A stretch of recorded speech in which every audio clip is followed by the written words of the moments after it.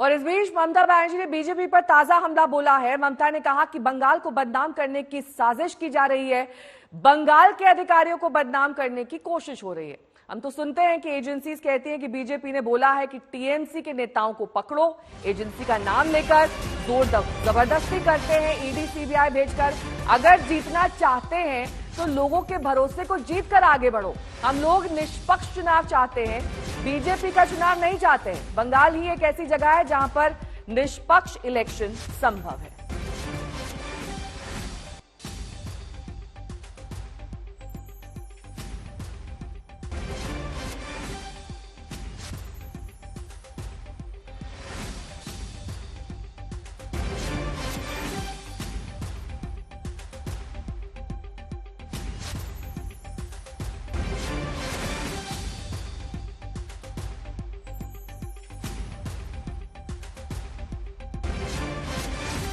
ऋतिक मंडल मेरे सहयोगी जुड़े हैं तमाम जानकारी के साथ। ऋतिक, एक के बाद एक हमलों की बौछार ममता कर रही है। जाहिर तौर पर टाइमिंग भी साफ है, प्रधानमंत्री जब बंगाल में ही मौजूद है, ममता के प्रहार लगातार केंद्र सरकार पर।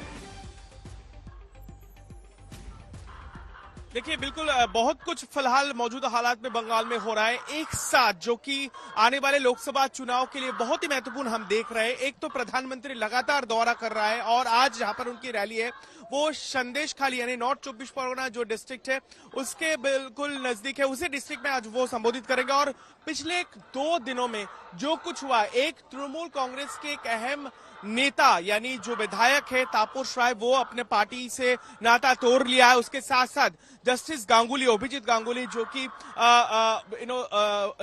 जो अभी उन्होंने इस्तीफा दिया है और उन्होंने ऐलान किया है कि 7 तारीख वो बीजेपी में शामिल होंगे। तो काफी सारे हलचल हो रहे हैं। इसके साथ साथ कल जो इलेक्शन कमीशन की जो फुल बेंच है वो भी कोलकाता में 2 दिन से राजनीतिक दलों से उन्होंने मुलाकात किया। उसके बाद उन्होंने कहा कि आने वाले चुनाव में जैसे ट्रैक रिकॉर्ड है बंगाल में, काफी सारे हिंसा होता है, किसी भी तरीके से चूक होती है तो उसके लिए जिम्मेदार ममता सरकार के आला अफसर रहेंगे, डीजीपी रहेंगे।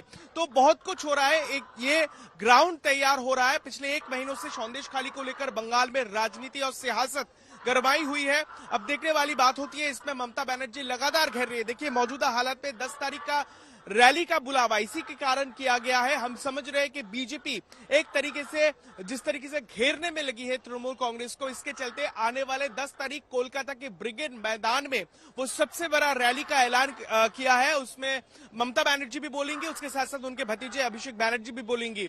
बेबाग वो कल भी वो जो है पलटवार वो अभिजीत गांगुली के आक्रमण के खिलाफ भी करे।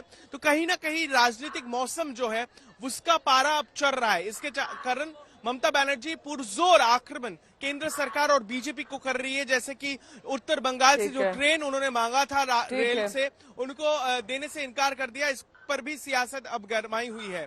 ठीक है, ट्रेन देने से इनकार, उसके बाद ममता का ताबड़तोड़ प्रहार।